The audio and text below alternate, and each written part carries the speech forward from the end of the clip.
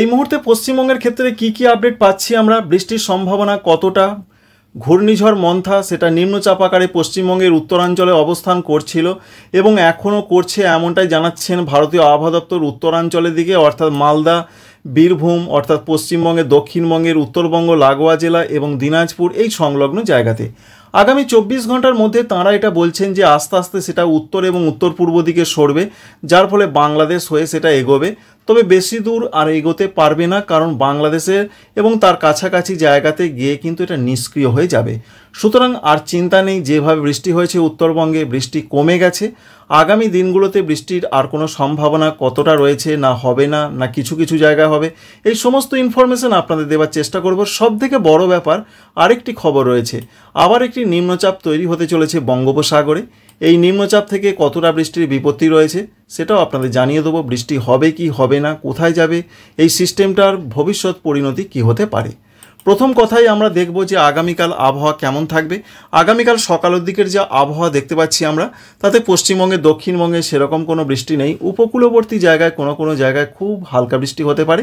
বৃষ্টিটা মূলত বাংলাদেশের বিশেষ করে পূর্ব দিকের জায়গাগুলোতে হতে পারে, সিলেট, এছাড়া রয়েছে দক্ষিণ ঢাকা, পূর্ব ঢাকা, এই সমস্ত জায়গাতে, এবং বরিশাল, কিছুটা খুলনা বিভাগের দিকে হতে পারে, আর ভারতবর্ষের আসামের দিকে হতে পারে। সকালের দিকে মেঘাচ্ছন্ন আকাশ থাকবে কিনা একবার দেখার চেষ্টা করব। সকালের দিকে প্রচণ্ড মেঘাচ্ছন্ন আকাশ থাকবে, বিশেষ করে রয়েছে বিহার, ঝাড়খণ্ড, এদিকে প্রচণ্ড মেঘলা আকাশ।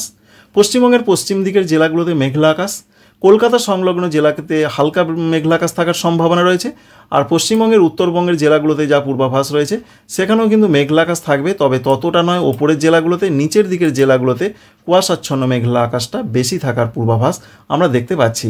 যেমন আলিপুরদুয়ার, জলপাইগুড়ি, দার্জিলিং, কালিম্পং, এদিকে ততটা মেঘলা আকাশ নেই, কিন্তু মালদা, দক্ষিণ দিনাজপুর, এদিকে প্রচণ্ড মেঘলা আকাশ থাকবে। বৃষ্টির ক্ষেত্রে আবহাওয়া দপ্তর কী বললেন, বৃষ্টির ক্ষেত্রে তাদের যেটা পূর্বাভাস এখনও পর্যন্ত আমরা পেয়ে গেছি, তারা বলছেন বৃষ্টির সম্ভাবনা আর নেই পশ্চিমবঙ্গে, দক্ষিণবঙ্গে, উত্তরবঙ্গে। তবে প্রত্যেকটা জেলার দু এক জায়গায় কিন্তু হালকা বৃষ্টি হতে পারে। এই যে নীলচে নীলচে অংশগুলো কোনো কোনো জায়গায় হতেও পারে, নাও পারে, এমনটাই কিন্তু তারা বলতে চেয়েছেন। অর্থাৎ আমরা দেখতে পাচ্ছি বিশেষ করে পশ্চিম দিকের জেলাগুলো, যেমন দুর্গাপুর রয়েছে, এছাড়া রয়েছে বীরভূম, সঙ্গে রয়েছে পশ্চিম মেদিনীপুর, ঝাড়গ্রাম, এদিকে কোনো কোনো জায়গায় নীলচে নীলচে ভাবটা কিন্তু একটু দেখা যাচ্ছে, অর্থাৎ খুবই হালকা বৃষ্টি হতে পারে। উত্তরবঙ্গের জেলাগুলোতেও দু এক জায়গা বলা হয়েছে খুবই হালকা ধরনের বৃষ্টিপাত হতে পারে। আর বাংলাদেশের দিকেও বৃষ্টির সম্ভাবনা রয়েছে, সেখানে সিলেট বিভাগের দিকে তো বৃষ্টির সম্ভাবনা সকালের দিকে অনেকটাই রয়েছে, এই পর্যন্ত একটা জানা যাচ্ছে। এবং আগামীকাল থেকে যা পূর্বাভাস রয়েছে, বিশেষ করে আগামীকাল তো আপনাদের বললাম, এবং সোমবার থেকে আর পশ্চিমবঙ্গের উত্তরবঙ্গে, দক্ষিণবঙ্গে কোনো বৃষ্টি হবে না, পরিপূর্ণ শুকনো আবহাওয়া থাকবে, এটা তারা জানিয়ে দিয়েছেন। এবং 4 তারিখ 5 তারিখ সেরকম কোনো বৃষ্টির সম্ভাবনা আমরা লক্ষ্য করতে পারছি না। নতুন করে একটা নিম্নচাপ তৈরির সম্ভাবনা রয়েছে, সেই নিম্নচাপের যে আপডেট রয়েছে, বিশেষ করে আগামীকাল একটি নিম্নচাপ দানা বাঁধতে পারে। উত্তর বঙ্গোপসাগর সংলগ্ন জায়গায় যে ঘূর্ণাবর্তটা ছিল বা এখন রয়েছে, সেটা আগামীকাল পূর্ব মধ্য বঙ্গোপসাগরে একটা নিম্নচাপ আকারে আত্মপ্রকাশ করতে পারে।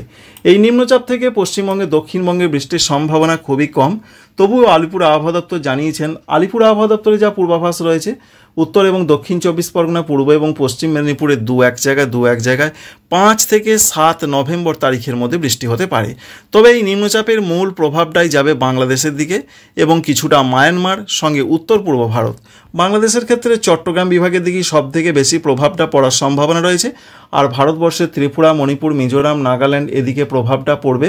দক্ষিণ আসামে কিছুটা প্রভাব পড়বে, কিন্তু পশ্চিমবঙ্গে, দক্ষিণবঙ্গে আমরা কোনো রকম বৃষ্টির পূর্বাভাস পাচ্ছি না, উত্তরবঙ্গ দেখতে পাচ্ছি না।